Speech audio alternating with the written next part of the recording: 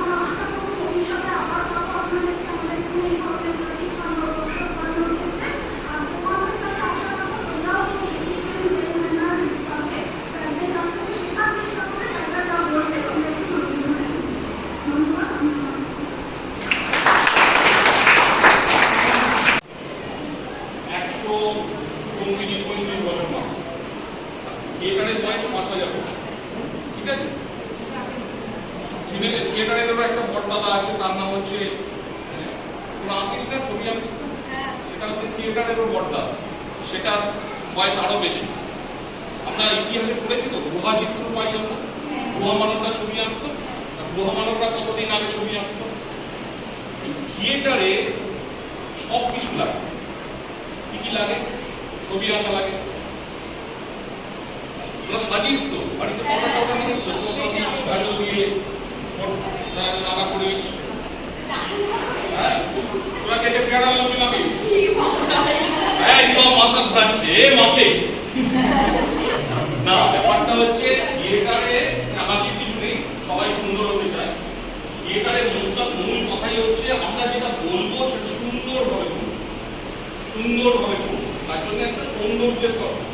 মানুষের ওই যে প্রেসিডেন্ট ডাক্তার যেটা বললেন, এই কথাটা আমরা বলবো সেটার মানে বুঝে এবং সেটা যাতে ঠিকঠাক বলা যায় কথা দিয়ে সেটা আমরা প্রকাশ করি। এর অনেক স্টেজ আছে, মানে থিয়েটারের সৌন্দর্য আছে, অনন্ত একটা জিনিস আছে, অত কঠিন জায়গায় যাচ্ছি না। তারপরে এই যে বললাম ছবি আঁকার দরকার পড়ে, আমরা সেট বানাই। আমরা সিনেমায় দেখি একটা বাড়ির মধ্যে শুটিং হচ্ছে, তুই যে বহুরূপী দেখে বাড়ি টাড়ি অনেক কিছু দেখি, থিয়েটারে তো বাড়ি হবে একটা মঞ্চের মধ্যে, সেখানে সেট বানানো হয় বিভিন্ন রকম। সেট বানানোটা শিখতে হবে, সেখানে ওই ছবি আঁকা আঁকেন যারা, তারা সেই সব শেখান, তারা বানান। থিয়েটারের একটা ইতিহাস যেটা বলছিলাম, ইতিহাসটা কি? আমাদের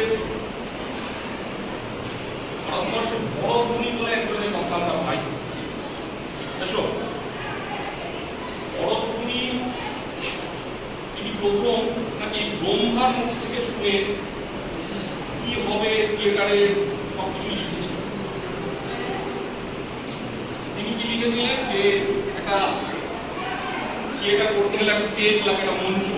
এই আমরা যেন একটা কথা বলছি না, আমরা বসে আছি, থিয়েটার মঞ্চটা একটু উঁচু, এবার সেই মঞ্চটা কত উঁচু হবে তার একটা মাপ আছে, ঠিক আছে?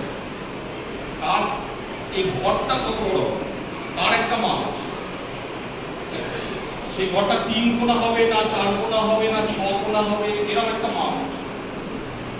এবং আধুনিক কালে মধ্যপ্রদেশে একটা জায়গাকে ভীমবেটকা বলে, ওরা নেট সার্চ করিস